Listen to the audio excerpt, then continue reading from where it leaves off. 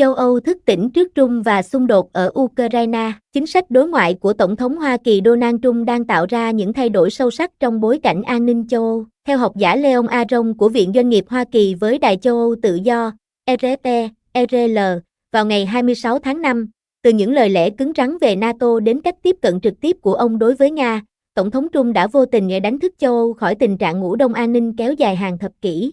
Không giống như các chính quyền Hoa Kỳ trước đây chỉ vận động hành lang nhẹ nhàng, Tổng thống Trump đã công khai đặt câu hỏi tại sao Washington phải trả tiền cho việc bảo vệ các nước châu Âu giàu có. Cách tiếp cận tập trung vào tài chính của Tổng thống Trump đối với NATO, mặc dù gây tranh cãi, nhưng đã có tác động tích cực đáng ngạc nhiên. Aron cho biết Tổng thống Trump đã đánh thức châu Âu, cho dù ông ấy có cố ý hay không. Châu Âu không thích điều đó, nhưng tôi nghĩ rằng kết quả cuối cùng thực sự có lợi. Các số liệu thống kê rất rõ ràng.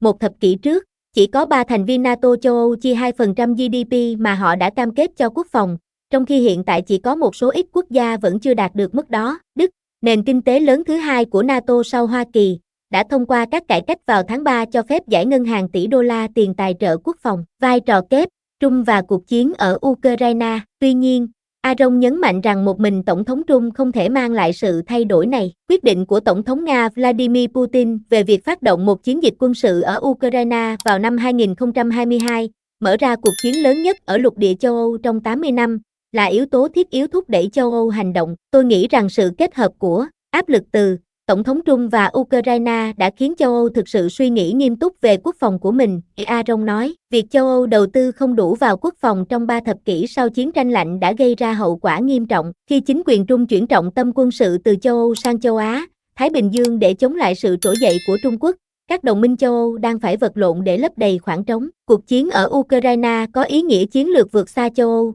đặc biệt là khi chính quyền Trung tập trung vào việc chống lại Trung Quốc. Nhưng thuế quan bảo hộ của Tổng thống Trump có thể làm suy yếu các liên minh cần thiết để kiềm chế Trung Quốc. Áp dụng mức thuế 10% đối với hầu hết các quốc gia có thể buộc châu Âu, đặc biệt là Đức, quay trở lại thị trường Trung Quốc. Nếu thị trường Hoa Kỳ bị hạn chế bởi thuế quan, châu Âu có thể quay trở lại Trung Quốc. Aron cảnh báo, chỉ ra rằng Đức đã trở nên giàu có trong 3 thập kỷ qua nhờ xuất khẩu sang Trung Quốc. Mặc dù châu Âu đã thức tỉnh trước thách thức về an ninh, sẽ mất nhiều năm để châu Âu lấp đầy khoảng trống mà Hoa Kỳ để lại. Aron cho biết, câu hỏi chính là liệu họ có đủ khả năng chi trả cho khoản tăng lớn trong chi tiêu quốc phòng hay không.